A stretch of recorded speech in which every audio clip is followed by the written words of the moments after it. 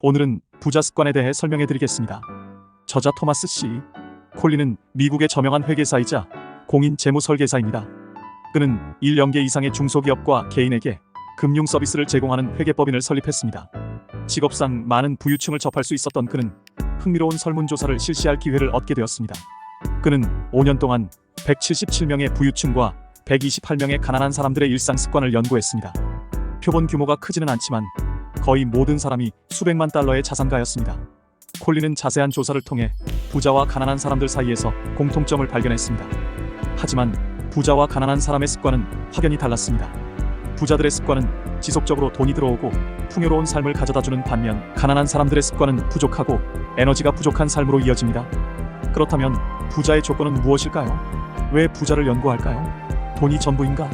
이 세상에는 돈보다 더 중요한 것이 많지만 막대한 재산을 모은 사람은 분명 일반인보다 더 많은 것을 알고 있거나 경험이 많고 부를 향한 여정에서 더 많은 함정에 부딪혔을 것입니다.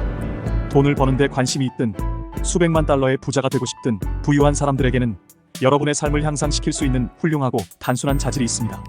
이 책을 다 읽고 나면 부자가 된다는 것은 물질적 부분뿐만 아니라 정신적 부, 좋은 삶의 상태, 조화로운 대인관계도 포함한다는 것을 깨닫게 될 것입니다. 콜린은 책 서두에서 한 기업가를 위해 재무 컨설팅을 제공한 적이 있다고 언급합니다. 그 기업가는 매우 유능하고 회사가 번창하고 있었지만 재정 균형을 맞추지 못했습니다. 월급날마다 그는 엄청난 재정적 스트레스에 시달렸습니다.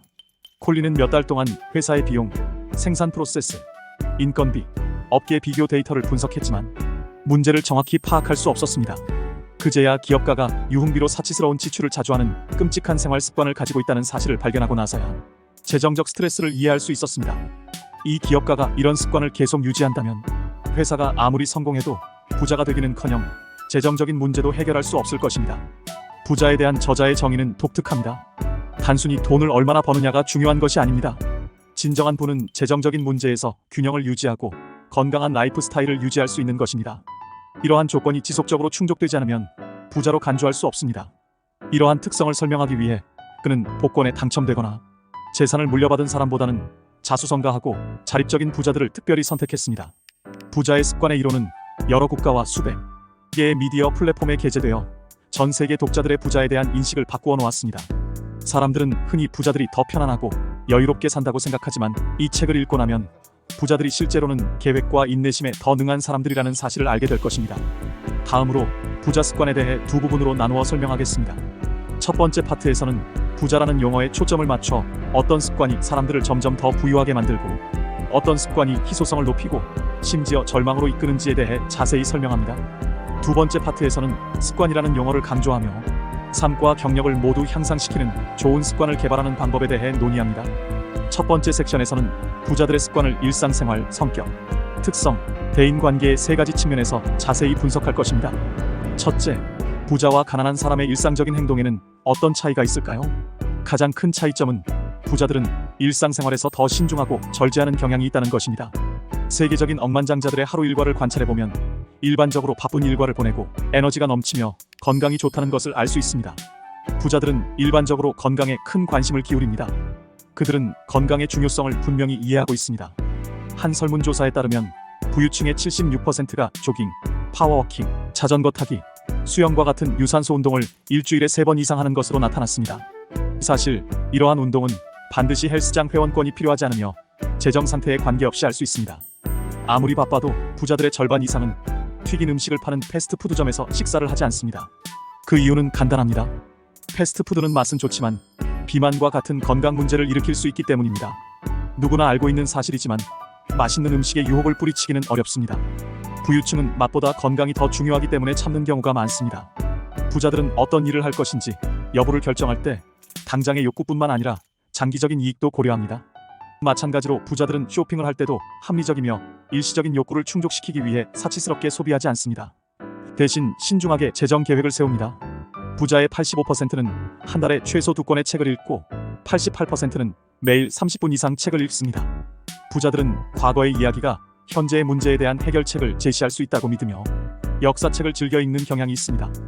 이 중 55%는 자기 성장 관련 서적을 읽고 58%는 성공한 사람들의 전기를 읽고 그들의 경험을 연구합니다. 가장 인기 있는 독서 자료는 전문 문학입니다. 부유층의 79%는 소문이나 간접 정보에 의존하는 대신 가장 정확하고 권위 있는 정보를 읽는 것을 선호합니다. 둘째, 부자들의 성격적 특성에 대해 논의해 봅시다. 부자들은 자신의 능력과 열정, 그리고 의사결정 능력을 신뢰하는 독특한 신념을 가지고 있습니다. 그들 중 일부는 솔직한 반면 다른 일부는 내성적입니다.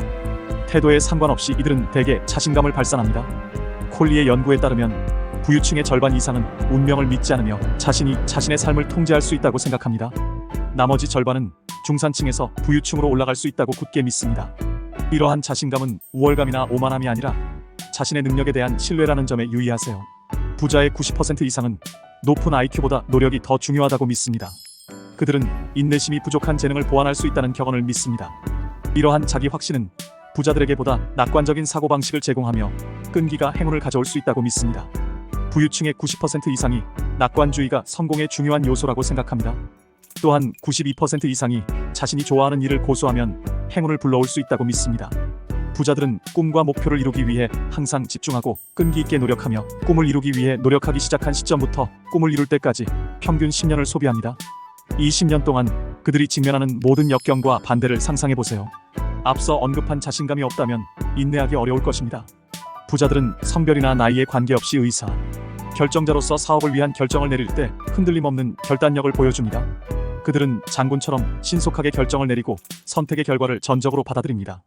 부자들은 주요 사안에 대해 우물쭈물하거나 잔소리하거나 깊이 생각하지 않고 단호하고 즉각적으로 행동합니다. 이러한 특성은 도박꾼과 비슷해 보일 수 있습니다. 그러나 도박꾼과 현명한 의사결정자의 가장 큰 차이점은 부유층은 무모할 정도로 대담하지 않다는 점입니다. 그들은 결정을 내리기 전에 깊이 숙고하고 전문성과 책임감을 갖추고 있습니다. 따라서 명확한 결정을 내릴 수 있는 사람들은 뛰어난 실행력을 보여줌으로써 훌륭한 의사, 결정권자라고 할 수 있습니다.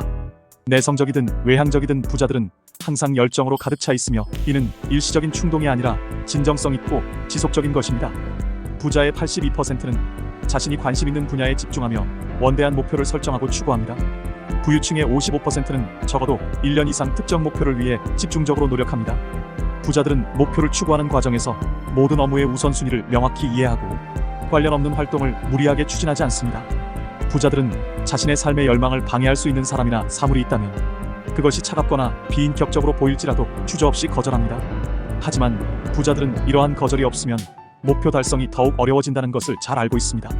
이는 이기적인 행동이 아니며 부자들은 종종 높은 목표를 가지고 있기 때문에 최선을 다해야 하므로 자신의 시간과 에너지를 매우 소중하게 보호합니다. 부자들은 종종 불필요한 장애물을 모두 제거한 채 정면으로 도전하는 것을 선호합니다. 셋째, 대인관계 측면에서 부자들의 습관을 살펴봅시다.